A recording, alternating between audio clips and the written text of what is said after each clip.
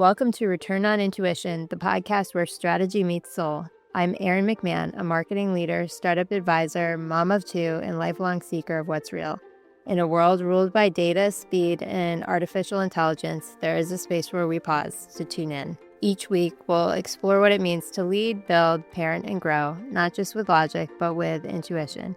You'll hear from founders, creators, marketers, spiritual guides, and so many more.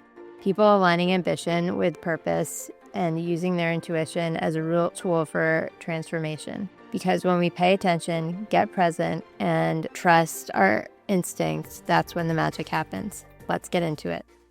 Welcome to Return on Intuition. I'm Erin, and this is where we prioritize your intuition above all the noise. In a world flooded with AI advice, expert opinions, and endless data, your intuition is your most powerful guide. This is the space to strengthen the connection between what you already know deep down, explore it, and prioritize it. So let's tune in. I'm excited to start another episode. I've been away for a bit, been on vacation, and getting back into the fold of things. It's been interesting being away, being completely out of routine, which is something that my body isn't necessarily comfortable with, nor my mind. And then now getting back into the swing of things, work, kids' schedules, family schedules. I think it's an interesting reflection of using your intuition in a different way when you're out of sync, and then thinking about it when you hop back into routine and noticing things about your routine when you get back in and maybe you didn't notice before. So in my perspective, jumping back into routine, I notice what my brain loves and what my brain doesn't. So even though I loved vacation and I loved, taking a break from the work and just the everyday predictability of, going through the week and getting things done. My brain really loves getting back into the swing of things, accomplishing things, going to meetings, having action items, having deliverables. And it was an interesting exploration of what my brain is addicted to, maybe. So loved accomplishing tasks, love having a schedule, knowing what's coming next.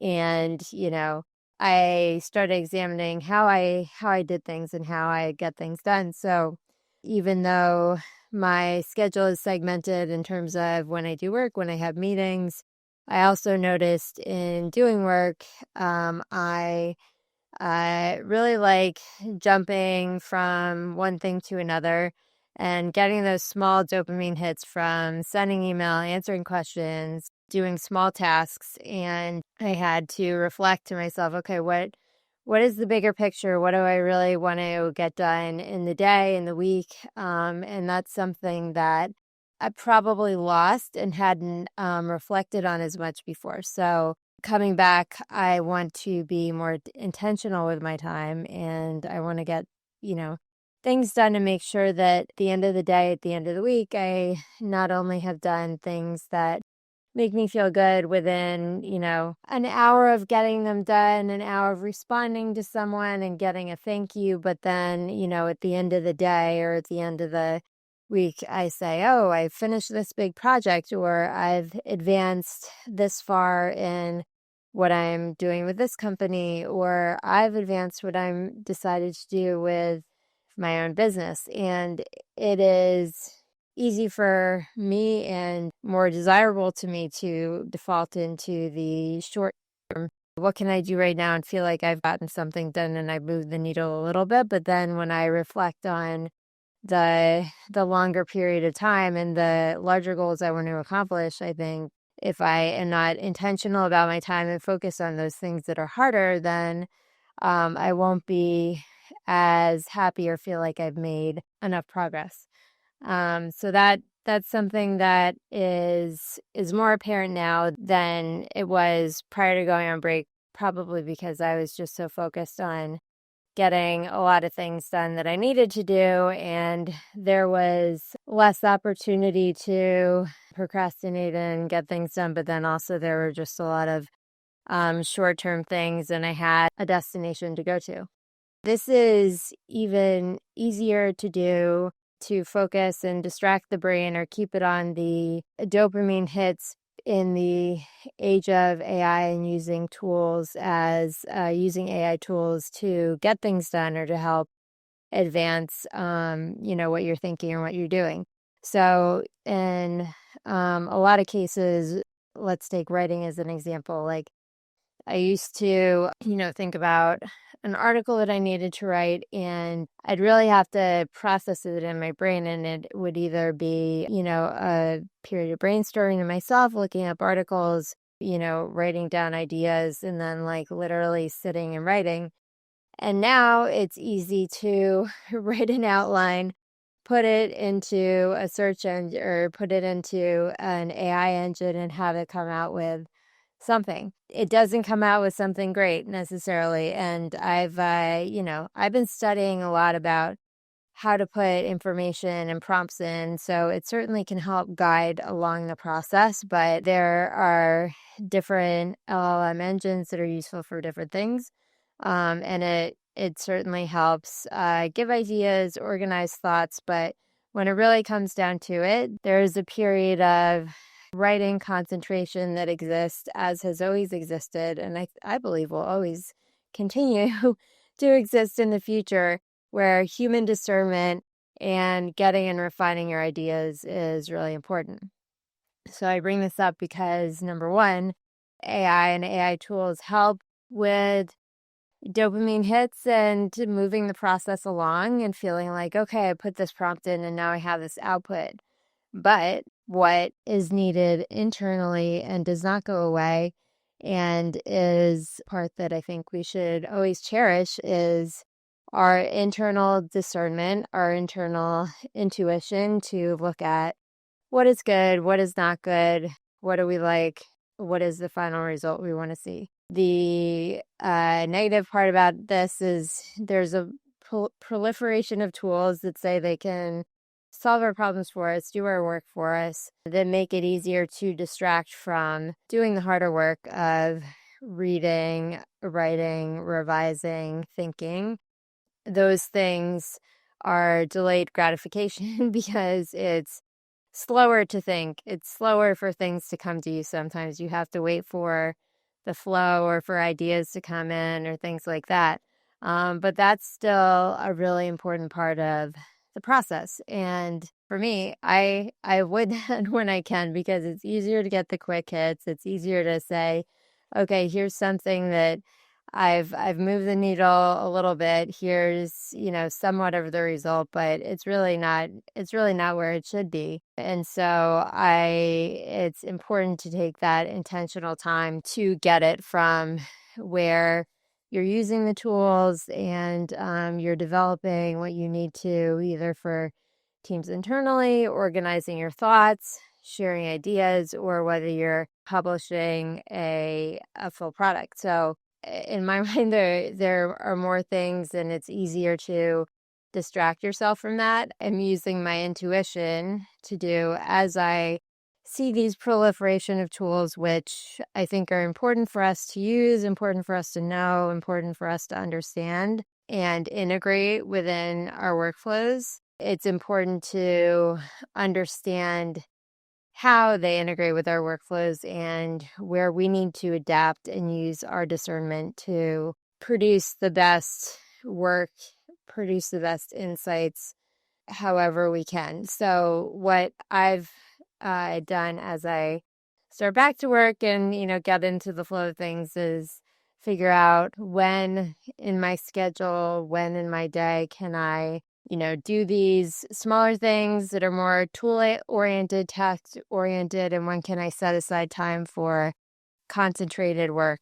Some of the things that are harder because it's just involving thinking, waiting, processing, sort of a slower drip of knowledge and shaping something versus what can I do that immediately produces a result or answers an email that, my boss asked for, that a teammate asked for, or gets that quick hit. I think both things are important. And even jumping from task to task has its time and place. Because, when I'm doing something, then I remember that, if I'm writing an article, then, oh, maybe this talking point is good for a part of a speech that needs to be done at an event conference, or, maybe something that we're talking about with partner marketing might be a larger commentary piece or a research study for something that can come out later.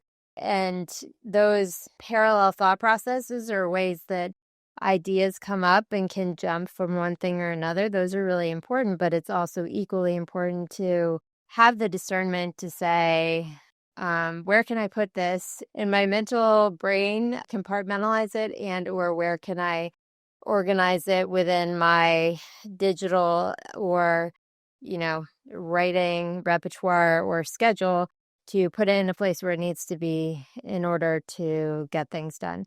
Without having the strength and the space to notice what you're doing and observe what you're doing with all these different tools and things that need to get done, it's very easy to just get caught up in the flow and get lost in all the competing signals internally and externally that are competing for our attention. But what is really important, and this is where return on intuition comes in, it's important to be intentional, understand truly internally what do you want to do, and that goes for work. I've been focusing and speaking about work and workflows and all this, but then also it branches out into the larger overall life picture. What are you looking to accomplish in your week, with your family, with your kids, with your spouse, with your friends, health-wise, etc. What are those guiding principles, and how do you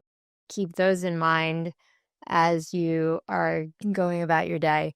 I was recently listening to a leader from the Kabbalah Center in LA, and they put it very beautifully. When you wake up in the morning, you should think, well, what light do I want to help shine on the world today? Which is beautiful. Also, not something you necessarily want to tell your boss you're thinking about all the time, because they're gonna like, you mean what projects are you going to do? But I think that's really important, because it's not only what am I going to accomplish, what am I going to get done, but then also what overall meaning am I bringing to the day. So what am I bringing when I connect with my family? What meaning am I bringing when I'm, connecting in meetings that I probably think, how do I want to, do I really need to attend this meeting? And those things are really important too. And by asking those questions, first and foremost, you're activating your internal intuition as opposed to your task-oriented mindset. So that's more of the spiritual let the light in. Also, in thinking about longer term planning, think about what is truly moving the needle. And that's something that you can think about in terms of projects that you want to accomplish, but then it really gets back into what are your key drivers and how are you prioritizing what you need to get done, what is really meaningful to you, and then what is really making an impact in the world. There's a writer, Kate Northrup, who wrote a book called Do Less, and she brings up the 80-20 rule, which is 20% of what you do creates 80% of the results. That might be the Pareto principle as well, but she mentioned it recently, so I'm bringing it up with credit to her. And I think that 20% and what makes that big impact is unique to you. And your internal wisdom can guide you to what that is, and your internal reflection of what is making the biggest impact and how you are connecting to the world, and also how you are feeling about that contribution. So that's important, not only for work and the projects you're doing, but then also longer term, what you want to do and how you want to prioritize that. I have not implemented that as much at the moment, because I certainly, especially this past week or 2 weeks coming back, would probably be spending my time differently. But I certainly will be prioritizing, thinking about what is making the biggest impact and how I can contribute to that, increasing my impact. This is hard. Slowing down is hard. Not for everybody, but for me, it's hard because listening internally requires patience. And in a world of all the information, all the signals, all the podcasts, all the audiobooks, it's easy to just listen to external things and not have the quiet, but it's so important to prioritize what is coming from within and to take those moments and to listen. I do this, I take space in the morning to meditate, and also when I'm doing, working out, I try to think to myself, in those moments between zoning out, I'm usually doing, cardio or something like that.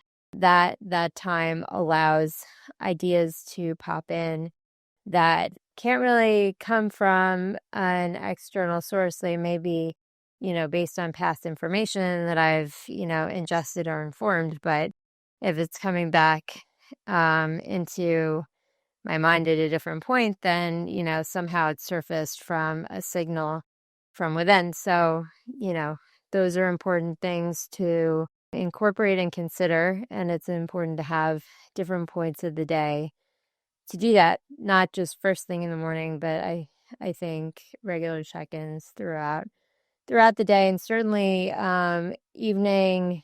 A reflection in the evening is also helpful to figure out what you've done, what went right and didn't go right in terms of your internal compass. And as I mentioned before, I think it's important to have times in the day when you are, specifically doing work, that you are using tools and, moving the needle along and organizing and thinking, and even using AI tools in terms of collaboration for ideas or, communication and sharing. But then you also have time where you are using just your brain to digest and think and make whatever you're working on the thing you really want it to be. I think that's especially important to say in today's age, when I feel weird saying today's age because, like, I don't know, but in the time where AI is promising so many solutions and, saying it will, do tasks for you and complete things, especially in the place of AI agents. But there are so many limitations to what it can do for you. Microsoft calls its AI tool a co-pilot, which is meaning it's not a pilot, not driving the plane, but it is a co-pilot, which is certainly deserves needs the human discernment to go along with it. I think different tools can certainly help you with different things and elements, but ultimately you are the decision maker for what to do, how to use it, need to check and review what it's doing, etc. And that is really important. But again, as I said, for me personally, it's harder because it's so easy to use tools or to rely on tools and appreciate tools and explore new things and ideas with tools. And all this engagement is very stimulating, but it's important to also focus on within. And ultimately, the best tool and gift you have is really your own intuition and your, what's coming from inside, and that makes the difference. So returning to your intuition and focusing on what is internal in a world where there's so many external signals and things competing for your attention, wanting for you to help, wanting for you to do things. Listening to your intuition really gives you the highest ROI for what you're doing, helps you prioritize your time to make sure you are giving back the most to the world in the ways that you see fit, both for what you're doing in your work, how you're being present for your children and for your your spouse and your family and your friends. It keeps you aligned with what really matters. This is as much to myself as anybody else. It's important to stop wasting or expending energy on things that feel urgent but are ultimately unimportant and will not be remembered. Focus on your creativity, your love, and your energy on the things that will make a lasting impact, and you can maintain and build trust in yourself. You can strengthen the messages from your intuition, and you can be the best person you can be. So I'm curious what you think about this. Would love to hear from you on comments or on Instagram or anything like that. Future episodes of this, we will be talking to more AI experts, also experts in parenting and other areas of interest, people who can help us reflect on how we can best use our intuition in different parts of life. So look forward to speaking with you again soon. And I hope you have a wonderful day today. Thanks so much for tuning in to Return on Intuition. If something sparked your curiosity or lit you up, I'd love to hear from you. Share the episode, leave a review, or DM me with what landed. Your feedback helps shape where we go next. And remember, the best decisions don't just come from what you know, they come from what you feel. So take a breath, trust yourself, and keep following the moments that feel like magic. I'll see you next time.